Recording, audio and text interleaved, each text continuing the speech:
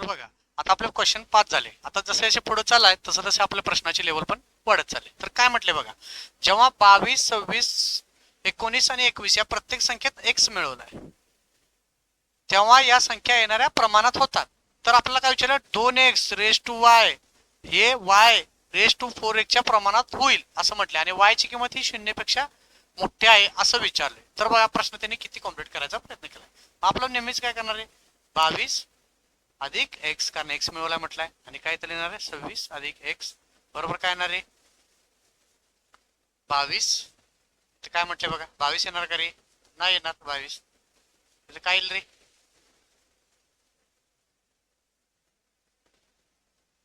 काय येणार 19. C minus हे केलं तर आपण 19 वजा 22 छेद काय येणार रे, डी मायनस हे करा 21 वजा 26 येणार बरोबर. इथं पत्र सर्वांना कळालं. मग इथं काय येणार रे, वजा 3 किती येणार वजा 5. मग वजा वजाला काढून टाका, दोन्ही अधिक अधिक, कारण दोन्ही पण वजा वजा झाले तर काही फरक पडत नाही, त्यामुळे अधिक अधिक करा. मग काय येणार आहे 22 गुणिले 5 बरोबर, 22 गुणिले 5 अधिक 5x बरोबर काय येणार आहे 3 गुणिले 26, 3 गुणिले 26 अधिक 3x. इथपर्यंत सर्वांना कळाले काय येते उत्तर ते बरोबर. मग काय आलंय 22 गुणिले 5 किती आला रे 110 वजा 26 ते 25 तरी 75, 75 आणि 3 78 बरोबर काय येणार रे 3x वजा 5x येणार. इथपर्यंत कळालं. मग इथं काय येणार आहे 110 मधनं 78, 80 वजा केलं किती येणार 110 मधनं 30 येणार, 30 आणि 2 32 येणार बरोबर. 32 बरोबर काय येणार आहे वजा 2x येणार, कारण मोठ्याचं चिन्ह येणार. म्हणजे x बरोबर काय येणार आहे 32 छेद वजा 2 म्हणजे काय येणार रे वजा 16 येते. इथं बघा इथं काय म्हटलंय नाही प्लस केलंय म्हटलं इथं, परंतु इथं व्हॅल्यू काय म्हटलंय, व्हॅल्यू काय आल्या वजा 16. मग अशा वेळी घाबरायचं नाही, वजा 16 सुद्धा प्लस करू शकतात. ज्यावेळी इथं प्लस आणि एक्सची व्हॅल्यू वजा 16 ठेवली तरी ऑटोमॅटिकच वजाच होऊन जाईल. मग त्यामुळे एक्सची व्हॅल्यूला घाबरून घ्यायचं नाही, आपलं वजा 16 आपल्या उत्तरावर आपण कॉन्फिडन्स ठेवायचा आहे. मग वजा 16 बरोबर उत्तर आहे आपल्या हिशोबाने. मग इथं व्हॅल्यू फक्त पुट करा. आता इथं व्हॅल्यू काय दिलं रे, हे पहिला लिहून घ्या 2 गुणिले इथं काय वजा 16 छेद वाय आहे बरोबर. इथे काय म्हटलं रे वाय, आपण काय म्हटलं रे 4 गुणिले वजा 16 वजा 8 आहे. इथं पण कळालं सर्वांना. मग 16 दोन्ही किती येणार रे वजा 32 गुणले, आता तिरकस गुणाकार करून घ्या 4 16 चौक 64 वजा 64 आणि वजा 8 किती येणार रे वजा 72 बरोबर. बरोबर काय येणार रे वाय येणार. वाय बरोबर काय येणार रे वाय येणार नाही, इथे काय येणार Y into Y Y square येणार बरोबर. वाय स्क्वेअर आलं. मग वजा वजा दोन्ही प्लस होणार, त्यामुळे काय येणार रे 32 ला आपण कसं लिहू शकतोय, 32 ला आपण कसं लिहू शकतो रे 32 ला आपण असं लिहू शकतो का रे 16 गुणिले 2 32 आणि इथे काय लिहिणार रे 8 गुणिले 9 8 9 72 लिहू शकतो. वजा वजा दोन्ही पण प्लस होणार, कारण गुणाकारामध्ये दोन्ही वजा असला की प्लस होणार, म्हणून इथं प्लस येणार, इथं वजाच लिहून घ्या प्लस येणार बरोबर. मग काय येणार रे आता याचा आपण अंडर रूट काढायचं. मग 16चा अंडर रूट काय येणार रे 4. बघा 2 आणि 8 किती होणार आहे 16, म्हणजे यांचं पण 4 आला. आणि 3चा काय येणार रे 9चा काय येणार रे 3 म्हणजे किती येणार आहे 16 त्रिक 4 चौक 16 गुणिले 3 काय येणार वाय बरोबर काय येणार माझा 48. आपण वाय डायरेक्ट काढला त्यामुळे इथं अंडर रूट मध्ये आला. वाय बरोबर काय येणार आहे 48. कळाले का सर्वांना. जसे प्रश्न पुढे जातील तस तशी प्रश्नाची लेवल ही वाढत चाललेली आहे. तर बघा आता अजून एक गणित त्या प्रमाणात घेऊया आपण. आता सेम तसंच गणित आहे बघा, आपण सेम मांडून घ्यायचं तसंच 19 छेद 28 यांनी काय म्हटलं रे वजा म्हटलेला आहे, मग वजा करूया आपण वजा एक्स, इथं पण वजा एक्स बरोबर. बरोबर काय येणार रे ह्यातनं हे वजा करा किती येणार रे 55 वजा 19 आणि ते किती येणार 91 वजा 28. इथं परत सर्वांना केले मायनस केला जातो तेव्हा या संख्या प्रमाणात होतात. तर काय म्हटले 3x अधिक 4 आणि x प्लस 8 चे गुणोत्तर काय येईल असं विचार बरोबर. आता हे काय येणार रे 55 मधनं आपण समजा 20 घालवले तर किती आलं असतं 35 आलं असतं. 19 घालवले म्हणजे काय येणार 36 येणार बरोबर. आता बघा 91 मधनं 28 घालवा. आता इथं समजा किती आहे आपलं, 91 मधनं 28 घालवा, किती येणार रे, 1 मधनं 8 गेले, राहिले किती रे, 3 येणार. बरोबर, इथं 1 3 येणार म्हणजे किती येणार रे, 63 येणार. बरोबर, मग इथे 9 चोक 36, 9 7 63. बरोबर, 9 चोक 36, 9 7 63 येणार. मग आता तिरकस गुणाकार करा. 19 गुणिले 7 किती येते रे, आपल्याला पाड्या तर सर्वांना कुणाला येत नसणार आहेत, त्यामुळे जनरली गुणाकारच करून घ्यायचा आहे. 9 7 63, 6 आलं, 7 आणि 6, 7 आणि 6 किती रे, 13 आलं. बरोबर, 9 7 63 वजा काय येणार रे, 7x. बरोबर, काय येणार, 28 गुणिले 4 करा, 8 चोक 32, 3 आलं, 8 आणि 3 11 वजा 4x. इथपर्यंत काय आलं सर्वांना.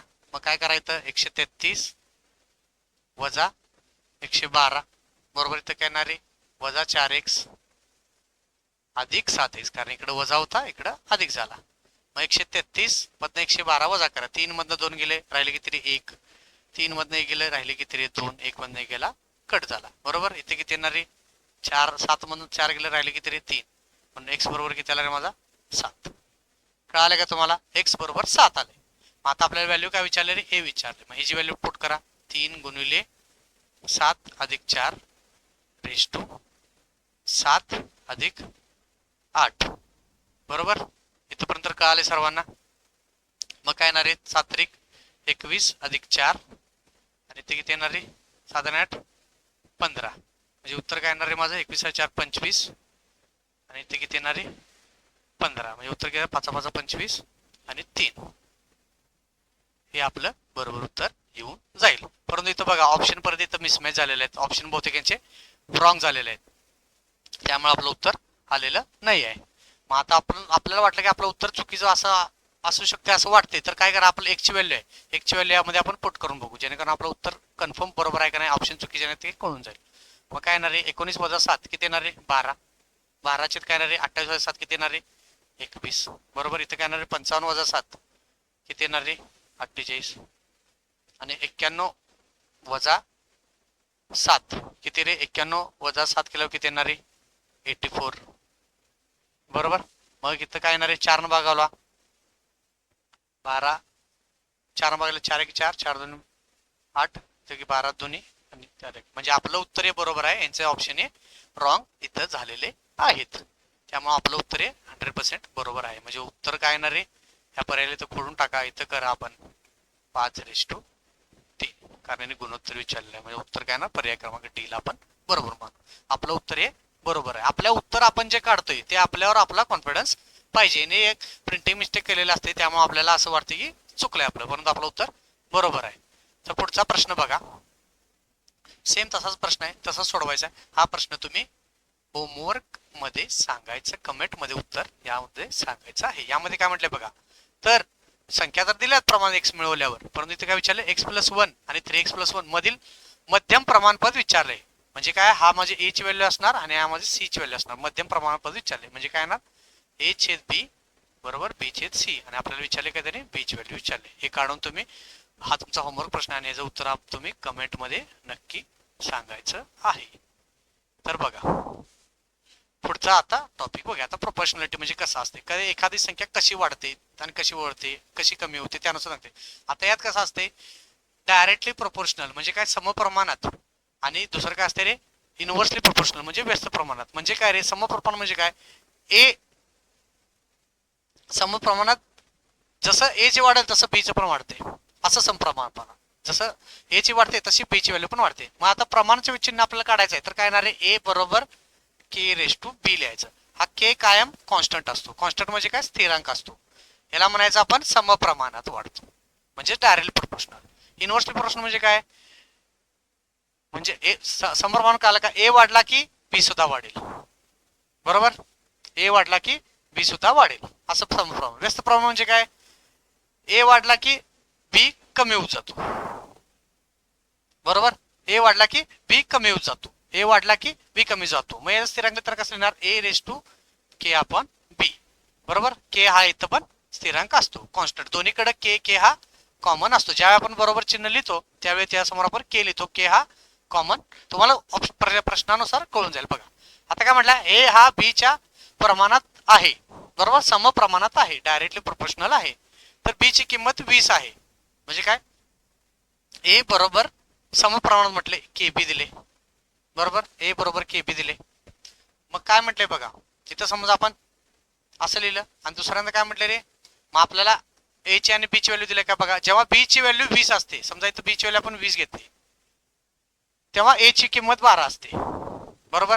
म्हणजे के किती येणार रे माझा, के किती येणार माझा, के बरोबर काय येणार माझा 12/20, म्हणजे काय येणार रे 3/5, 4 न भागलेलं येते, के ची व्हॅल्यू 3/5 आला. मग आता दुसऱ्यांदा काय म्हटले बघा, दुसऱ्या प्रोपोर्शनला काय म्हटले, ए रेज टू के बी लावायचा, परत ए इज इक्वल टू के बी, बरोबर. आपल्याला के ची व्हॅल्यू आता मिळाल्या. मग आता कसं करणार आपण, आता काय म्हटले, जेव्हा बी ची किंमत 35 असते, तर ए ची किंमत काढायची आहे. ए ची किंमत आपल्याला, आता के ची व्हॅल्यू आपल्याला मिळाले, काय मिळाले तर करा 3/5, म्हणजे किती येणार आहे उत्तर 7 गेला. म्हणजे उत्तर किती आलं, 3 × 7 21 या प्रश्नाचं बरोबर उत्तर. कळाले का तुम्हाला कसं करायचं आहे गणित. तुम्ही असं सुद्धा सोडू शकता हे गणित, किंवा डायरेक्ट सुद्धा सोडू शकता. म्हणजे कसं करायचं माहिती आहे का, काय वेळी तर बघा, बी ची किंमत B1, म्हणजे ही किंमत कशी आहे माझी B1 ची आहे, आणि ए ची किंमत पहिल्याच स्टडीला जी पहिली केस दिलेली असते त्याला 1-1 चे नोटेशन द्या, आणि त्याला दुसरं नोटेशन दिले असते, याला B2 धरा आणि याला आपण A2 धरूया, असं धरा. म्हणजे डायरेक्ट इक्वेशन येताना कसं लिहायचं, A1/A2 इज इक्वल टू समप्रमाणात असल्यावर B1/B2 असं लिहून घ्यायचं. मग A1 ची व्हॅल्यू किती आहे रे माझी, डायरेक्ट बघा, A1 कितीला मी 12, A2 ची व्हॅल्यू आपल्याला काढायची आहे, बरोबर. B1 ची व्हॅल्यू किती दिली रे आपल्याला 20, आणि B2 ची व्हॅल्यू किती दिली रे आपल्याला 35 दिल्या. असं सुद्धा तुम्ही काढला तरी उत्तर तेच येऊन जाईल बघा. 5×20, 5×7 35, 4×3 12, म्हणजे किती आला रे, A2 बरोबर किती आला, डायरेक्ट 21. असं सुद्धा तुम्ही या प्रश्नाला सोडवू शकताय. दोन्ही पद्धती बरोबरच आहेत. ही पद्धत जरा जास्त एका स्टेप मध्ये येते, यामध्ये कसं येते, के ची व्हॅल्यू पण काढायला लागते, यामध्ये के ची व्हॅल्यू काढायची गरज नाही, तुम्ही डायरेक्ट उत्तर टिक करू शकता. तर बघा, हा आला डायरेक्ट प्रोपोर्शनल. आता आपल्याला काय म्हटलं रे, व्यस्त प्रोपोर्शनल. म्हणजे काय म्हटलं रे, ए बरोबर के छेद बी येणार, इथं पण काय आलं. मग पहिल्याचा केस मध्ये काय म्हटले, व्यस्त प्रमाणात आहे. जेव्हा बी ची किंमत 6 असते, मग इथं व्हॅल्यू पुट करा, इथं व्हॅल्यू पुट करून घ्या. बी ची किंमत इथं नको, इथं खाली लिहूया. आता बी ची किंमत 6 असते, तेव्हा ए ची किंमत 14 असते, ए ची किंमत तेव्हा 14 असते. मग के बरोबर किती येणार आहे, 14×6 ही माझी के ची किंमत येणार. म्हणजे किती येणार आहे, 14 संख्येत येते रे 84, माझी के ची किंमत आली.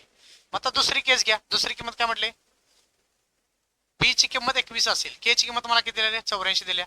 हे फॉर्म्युला डायरेक्ट इम्प्लिमेंट करा. के ची 84 दिल्या, बी ची किती आहे रे माझी 21 आहे, तर ए माझा किती असेल असं म्हटले. म्हणजे किती येणार आहे, 21/84, म्हणजे पर्याय क्रमांक सी या प्रश्नाचं बरोबर होतं.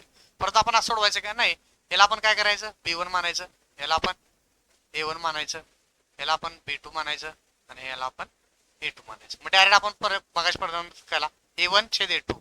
परंतु इथं काय दिले बघा, इथं लिहिताना काय म्हटलंय, व्यस्त प्रमाणात आहे म्हटले. म्हणजे काय, इन्व्हर्सली प्रोपोर्शनल. व्यस्त प्रमाणात आहे म्हटले तर कसं लिहायचं आपण, इथं A1/A2 लिहिला तर इथं काय लिहायचं, B2/B1 लिहायचं. मागच्यात आपण काय लिहिता, मागच्या मध्ये काय लिहिता आपण बघा, B1/B2 लिहिता, परंतु इथं लिहिताना आपण काय लिहिणार, B2/B1 लिहिणार, कारण इथे काय म्हटलंय, व्यस्त प्रमाणात आहे म्हणून. मग व्हॅल्यू पुट करा.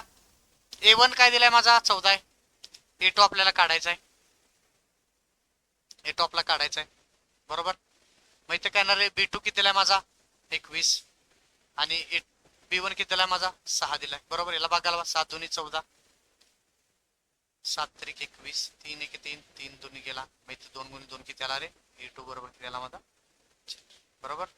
असं काढलं किंवा असं काढलं, दोन्हीकडे उत्तर तुमचं समानच येणार आहे. तर बघा, आता इथं नवीन प्रश्न बघा, सेम आपण पहिल्या पद्धतीने सोडून घ्या. एक्स हा वाय च्या वर्गाच्या समप्रमाणात आहे. काय म्हटलं बघा, समप्रमाणात तर आहे, परंतु काय म्हटलं रे, वाय च्या वर्गाच्या प्रमाणात आहे. पहिला x1 घेऊया, याला y1 घेऊया, म्हणजे हे बघा y1 येणार आणि हा x1 येणार पहिली केस, आणि दुसरीत काय येणार y2 येणार, आणि आपल्याला x2 ची किंमत काढायची. मग आता आपण काय म्हटले, समप्रमाणात म्हटले, मग समोर समोर येणार. आपण डायरेक्ट व्हॅल्यू लिहून घेतलं, कसं लिहायचं, x1 छेद x2 बरोबर काय येणार, समप्रमाणात म्हटले म्हणून काय लिहिणार आपण y1 छेद y2 समप्रमाणात म्हटले म्हणून. परंतु इथे काय म्हटले वर्गाच्या समप्रमाणात आहे म्हणून काय करणार पण तो वर्ग वर्ग लिहिल. कळालं इथं पण कळालं कसं लिहायचं फॉर्म्युला तुम्हाला. मग झालं व्हॅल्यू फक्त टाकून घ्या.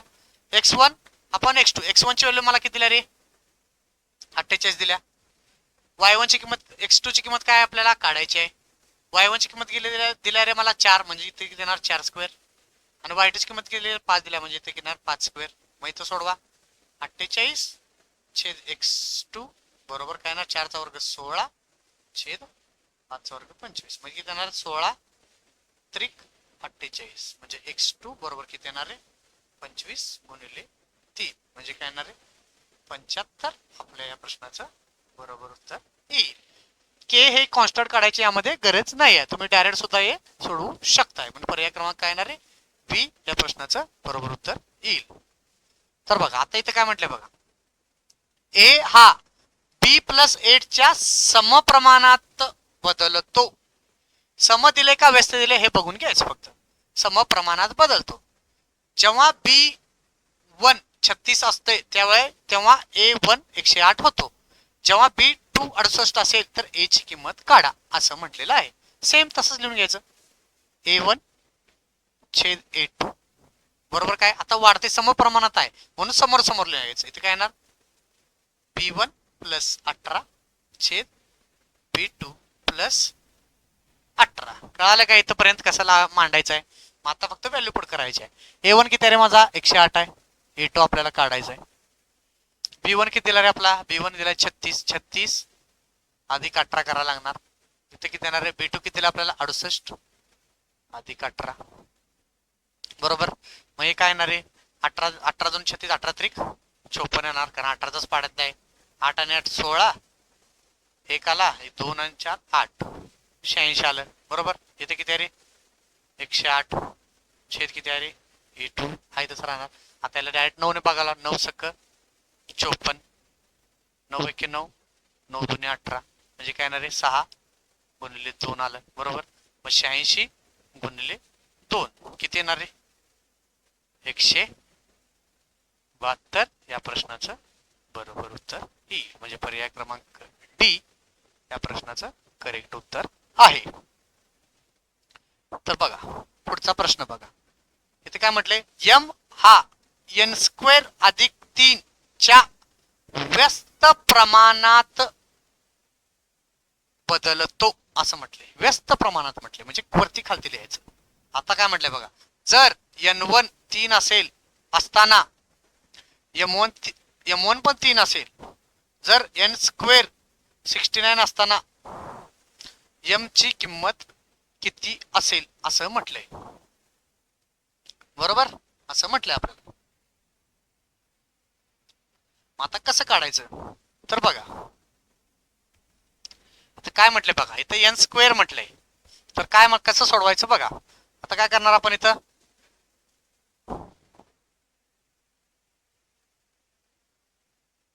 काय करणार बघा m1 अपॉन m2 इथं काय म्हटले व्यस्त प्रमाणात बदलते परंतु प्रमाणात बदलते कसं असं n स्क्वेअर प्लस 3 च्या माध्यमातून बदलते आणि इथे काय म्हटलंय रे n स्क्वेअर प्लस 3 च्या माध्यमातून बनवणार. परंतु इथे काय म्हटलंय व्यस्त प्रमाण बनलंय म्हणून इथं 2 येणार आणि इथं 1 येणार कारण एकमेकाच्या व्यस्त प्रमाणात आहेत. झालं फक्त व्हॅल्यू पुट करून घ्या. m1 किती आहे रे माझा 3 आहे. m2 आपल्याला काढायचंय बरोबर. मग n2 बरोबर किती रे माझा हा माझा n2 आहे बरोबर. हा माझा n2 आहे. n1 किती आहे रे माझा 3 आहे. n2 चा यांनी डायरेक्ट काय म्हटलं n स्क्वेअरच दिलाय त्यांनी डायरेक्ट n स्क्वेअर ची व्हॅल्यू आपल्याला डायरेक्टच दिले. मग n स्क्वेअर इथं डायरेक्ट टाकून घ्या n2 स्क्वेअर म्हणजे काय येणार 69 अधिक 3 n1 चा आपल्याला स्क्वेअर दिलाय काय नाही दिला याचा स्क्वेअर करून घ्या 9 अधिक 3 हे जरा कन्फ्युज करण्यासाठी तुम्हाला या प्रमाणात दिले बाकीच काय नाही आहे यामध्ये. मग आता काय म्हटले बघा आता हे सोडून घ्या किती 69 अधिक किती येणार रे 72 9 1 3 किती येणार रे 12 12 1 12 12 संग 72 बरोबर. इथं पण काय आलं मग 3 छेद m2 बरोबर किती येणार रे 6 मग किती येणार इथं 2 म्हणजे किती येणार आहे 1 अपॉन m2 बरोबर किती येणार आहे 2. मग m2 बरोबर किती येणार आहे 1/2. कळाले का सर्वांना कसं केला? याला मी इकडे घेतला आणि याला मी इकडे घेतला 1/2 म्हणजे पर्याय क्रमांक ए या प्रश्नाचं बरोबर उत्तर येईल. फक्त कन्फ्युजन करण्यासाठी इथं तुम्हाला n स्क्वेअरची व्हॅल्यू दिल्या.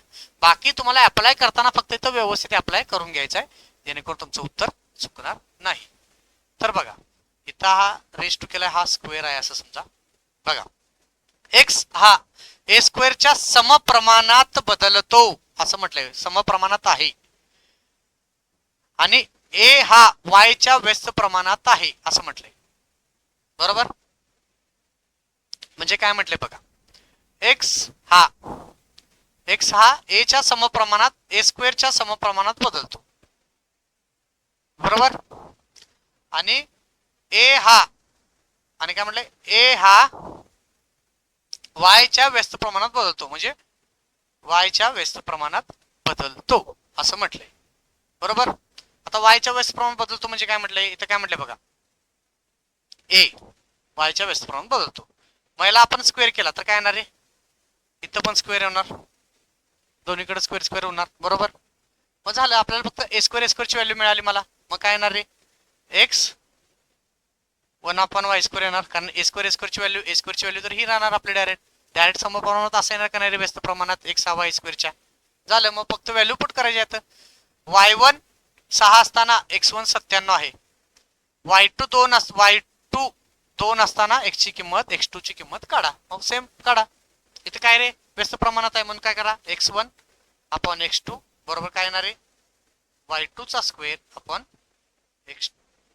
y2 चा स्क्वेअर इथं y1 चा स्क्वेअर. बरोबर? इथं परत काय आलं. आता x1 किती आहे रे माझा, x1 97 आहे. x2 ची व्हॅल्यू आपल्याला काढायची. मग y1 ची व्हॅल्यू किती आहे रे आपली, इथं आपल्याला पहिला y2 ची काढायची आहे. मग y2 ची घेऊया. y2 चा स्क्वेअर किती येणार आहे 2 चा स्क्वेअर 4 आणि y1 चा स्क्वेअर किती येणार आहे 6 चा स्क्वेअर 36. मग किती येणार आहे 9 येणार. बरोबर? मग x2 बरोबर किती येणार आहे 97 गुणिले 9. मग बघा 9 गुणिले 7 केल्यावर एकक स्थान काय येणार आहे 3 येणार. मग 9 7 63 म्हणजे पर्याय क्रमांक काय येणार माझा हे प्रश्नाचं बरोबर. तरी पण आपण गुणाकार करू तुम्हाला दाखवतो. 9 7 63 6 आलं, 9 9 81 आणि 6 87. कळालं का तुम्हाला कसं सोडवायचं आहे. x2 बरोबर 873 या प्रश्नाचं बरोबर उत्तर येईल.